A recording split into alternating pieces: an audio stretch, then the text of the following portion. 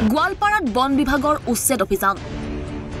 ৩৫টাকৈ গৃহ উচ্ছেদ বন বিভাগৰ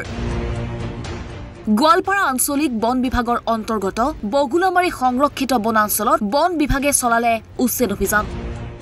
উক্ত অঞ্চলটোৰ প্ৰায় ৫ হেক্টৰ ভূমি দখল কৰি গৃহ নিৰ্মাণেৰে বসবাস কৰি আছিল ৩৫টাকৈ পৰিয়ালে ইয়াত বসবাস কৰা লোকসকল আছিল বলতমাৰী চৰাঞ্চলত গৰা খহনীয়াত গৃহহাৰা হোৱা লোক একাংশ ভূমাফিয়াই এই বন বিভাগৰ ভূমিসমূহ বেদখল কৰি বিক্ৰী কৰিছিল খহনীয়াত গৃহহাৰা হোৱা লোকসকলক মানুহ ঘৰবাৰী উঠা জাগা নাই ইয়াতে আহিছো স্যাৰ ক'ৰ পৰা আহিছে আপোনালোকে বলতমাৰী স্যাৰ নদীয়ে ভাঙি লৈছে ঘৰবাৰী ঘৰবাৰী নদী ভাঙি লৈছে ইয়াতে থাকি কাৰ মাটিত থাকি আছে আপোনালোকে ইয়াৰে মানুহ আছে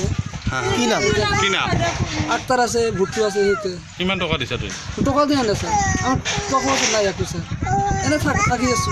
সিহঁতৰ মাটি বুলি কৈছে নেকি হা সিহঁতৰ মাটি বুলি কৈছে সিহঁতে থাকবা দিছে আৰু কয় আমি ঘৰতে থাকি দুখীয়া মানুহ থাকা মঙ্গলবাৰে এই ভূমিত বন বিভাগে এক্সকেভেটৰেৰে চলালে উচ্ছেদ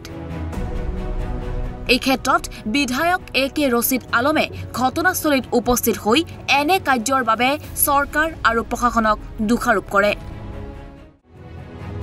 গৰা খহনীয়াত গৃহহাৰা হোৱা লোকসকলক কিয় চৰকাৰ আৰু প্ৰশাসনে ব্যৱস্থা নকৰিলে বুলিও বিধায়কগৰাকীয়ে প্ৰশ্ন কৰে ইপিনে উচ্ছেদ অব্যাহত থকাৰ সময়তে সংমণ্ডল বন বিষয়াগৰাকীয়ে জানিবলৈ দিছে যে এই ভূমিত সম্পূৰ্ণৰূপে গছ-গছনি ৰোপণ কৰা হ'ব কাগজ দেখুৱালে তেখেতসকলক ইয়াত মানে অলপমান তেওঁলোকে কৈছে তো আমি কনফিউজন হ'লোঁ সেই কনফিউজন হোৱাৰ কাৰণে আমি ৰেভিনিউ অথৰিটিক লিখিলোঁ প্ৰকৃত কথাটো কি ৰেভিনিউ অথৰিটি সকলো কথা চাই স্পট ভেৰিফিকেশ্যন কৰি এইটো কনফাৰ্ম কৰিলে যে এইটো আমাৰ